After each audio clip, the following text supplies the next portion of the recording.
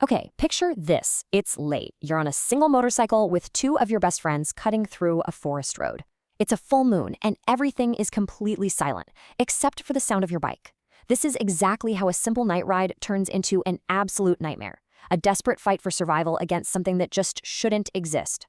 So one minute, all three friends are there, just taking a quick break on this totally deserted road, and the next, one of them is gone, just vanished. That frantic call, "Ajay, where are you?" It just shatters the calm of the night.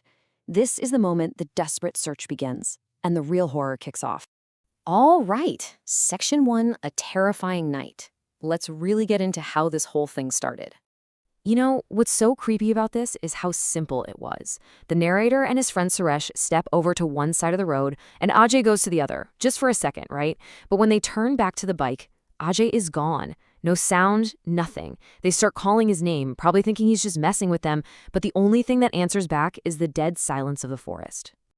Just when that silence is getting really unbearable, a scream just rips from the air. It's Ajay. And this is no prank. This is a raw, terrified shout for help. You know the kind of scream I'm talking about. The kind that tells you something is terribly, terribly wrong. In that 1 second, any idea that this was a joke just evaporates. It's replaced by pure, cold fear.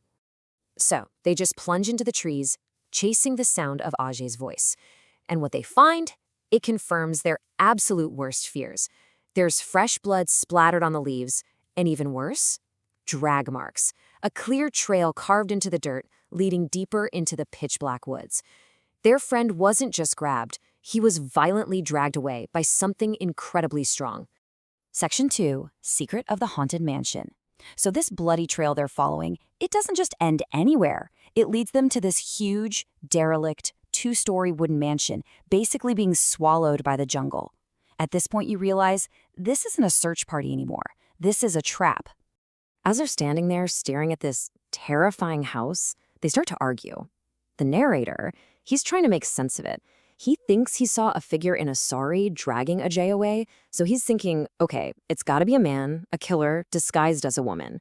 But Suresh is completely terrified. He's convinced it's something supernatural, a Dayan, which is a vengeful female spirit from folklore, known for having insane strength. He keeps saying, no normal person could be that strong. And then, from inside that rotting mansion, they hear Ajay scream one more time, and then it goes silent. They have to know what happened. They have to find him. So driven by this mix of absolute terror and loyalty to their friend, they push their way inside. Where was Ajay? They start moving through the dusty, dark rooms, and they see it. A dark trail leading up the main staircase. It's blood, slowly dripping down from the second floor. Suresh is begging him not to go, but the narrator pushes on. He heads up those stairs, his heart just pounding in his chest, getting closer and closer to whatever horror is waiting up there. And this is what he finds. There's a body. It's suspended from the ceiling by a rope tied around its feet. But the truly horrifying part, the detail that just stops their hearts cold, is that the body has no head. Section 3, Wrath of the Headless Woman.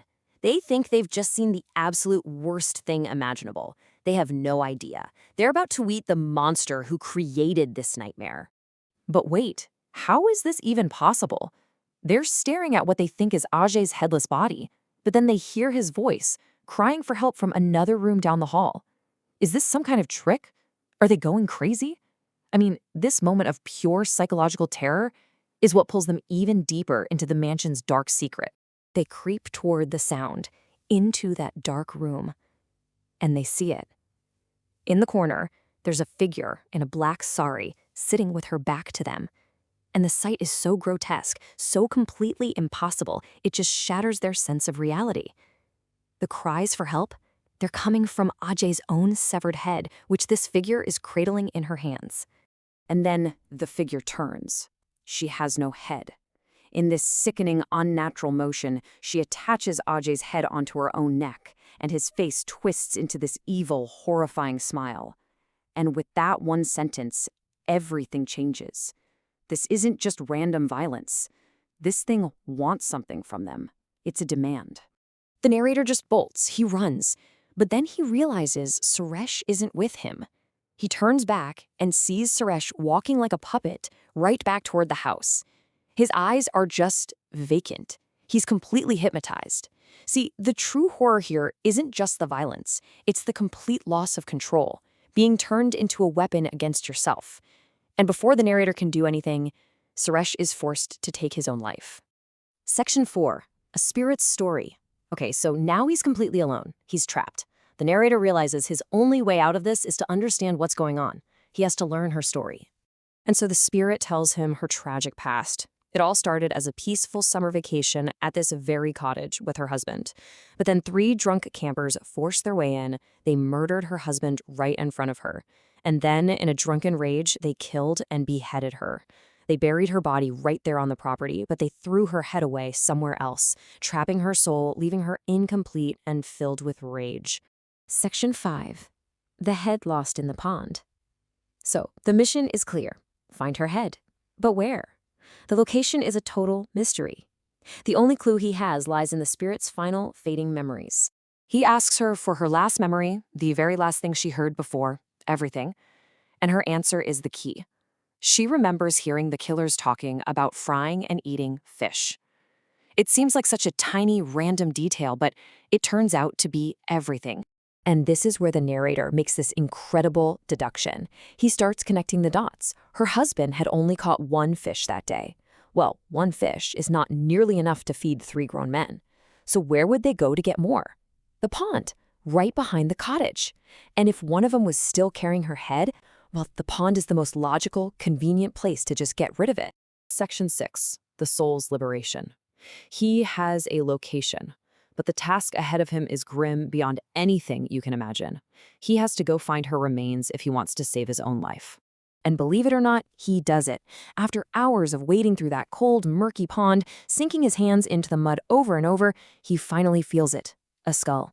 He then follows the spirit's guidance to a large banyan tree, where he has to dig up her skeleton. He reunites her head with her body, and then performs her final rites, setting the remains ablaze. As the flames grow, he actually sees her soul, finally whole again, ascend into the night sky. Her curse is broken.